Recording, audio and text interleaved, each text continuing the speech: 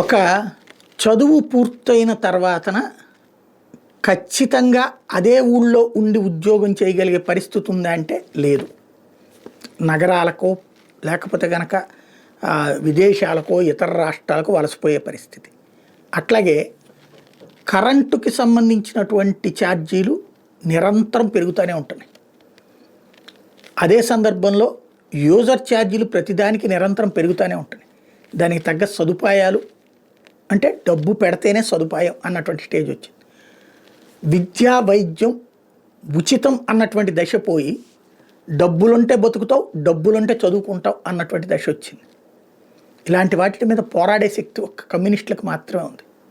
ఈ దేశంలో వాళ్ళ ఉచిత ఇళ్ళు అన్నటువంటి కాన్సెప్ట్, ఉచిత స్థలం అన్న కాన్సెప్ట్ వాళ్ళ పోరాటాల ఫలితం, వామపక్షాల పోరాటాల ఫలితం.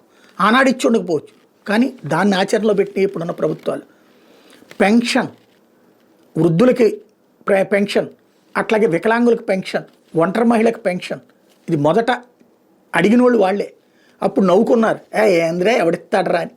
ఇవాళ అదే పాయింట్లని తమ ఎన్నికల మేనిఫెస్టోలో పెట్టుకుని ఎవరికాళ్ళు మేమిచ్చామని గొప్పగా చెప్పుకున్నారు. మొదట అడిగినోడు కమ్యూనిస్ట్. ఆ రోజున అవహేళనకు గురయ్యారు, బట్ ఇవాళ అది ఆచరణలోకి వస్తుంది. కాబట్టి కమ్యూనిస్టులకి నిజమైన ప్రజల కష్టం తెలుసు, పేదవాడి కష్టం తెలుసు.